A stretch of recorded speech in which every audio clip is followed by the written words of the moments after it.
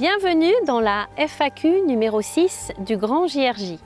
Alors aujourd'hui, nous allons répondre à votre question qui est souvent revenue et qui concerne l'entretien téléphonique. Alors il faut savoir que l'entretien téléphonique représente à peu près 30% des entretiens. Et c'est vraiment un entretien qu'il ne faut pas négliger parce que c'est un entretien de premier filtre. Alors ce qui arrive très souvent, c'est que quand vous recevez l'appel du recruteur, c'est toujours, et on ne sait pas pourquoi, c'est toujours au mauvais moment et toujours au mauvais endroit. Ça peut être devant une école avec des cris des enfants en arrière-plan, ça peut être dans un supermarché avec la promotion d'un rayon qui hurle dans les haut-parleurs, ça peut être dans une salle d'attente où au contraire il faut être très silencieux et on est bien souvent dérangé par cet appel. Il n'y a pas que ça, c'est que quand la personne vous appelle, vous donne son nom ou pas, le nom de son entreprise ou pas, vous ne vous souvenez plus à quelle annonce cet appel fait référence. Et donc ça va être très difficile de vous positionner au niveau du poste et même au niveau du salaire. Donc la solution, c'est d'essayer de ne pas répondre à cet appel. Ne pas y répondre, ça veut dire soit laisser l'appel sur le répondeur, mais le recruteur ne va pas obligatoirement vous laisser un message, soit prendre l'appel et essayer de fixer un autre rendez-vous. Donc l'idée de dire je suis désolé, je ne suis pas disponible pour répondre à votre appel, je rentre en entretien ou je suis occupé, pouvez-vous me donner votre nom? Je vous propose qu'on fixe tout de suite un autre entretien et vous prenez le nom de la personne, le numéro de téléphone, le nom de sa société et surtout l'heure du rendez-vous.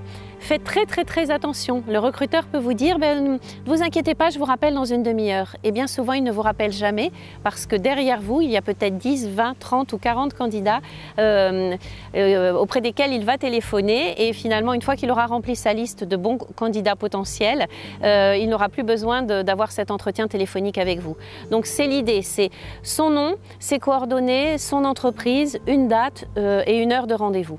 Et ensuite, bien préparer, de la même manière que vous préparez un entretien physique, préparez bien un entretien téléphonique.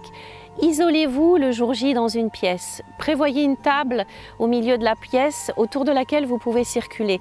Faites attention à vos chaussures, qu'on n'entende pas le bruit de vos pas parce que le recruteur qui va vous appeler va développer son sens auditif.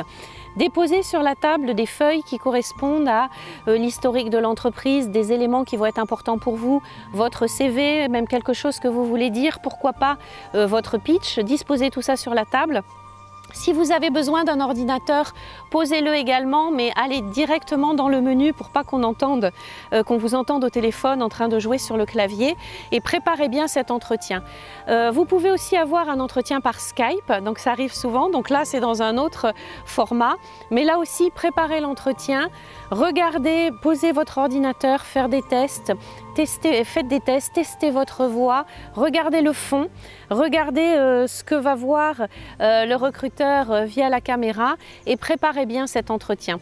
Ces entretiens sont fondamentaux parce que ce sont les premiers entretiens, les premiers contacts que vous allez avoir avec le recruteur et qui vont déclencher ensuite tous les autres entretiens et dans la suite du processus du recrutement. Voilà, j'espère que j'ai répondu à votre question. Je vous souhaite une bonne journée et je vous donne rendez-vous pour la FAQ numéro 7. Merci, au revoir.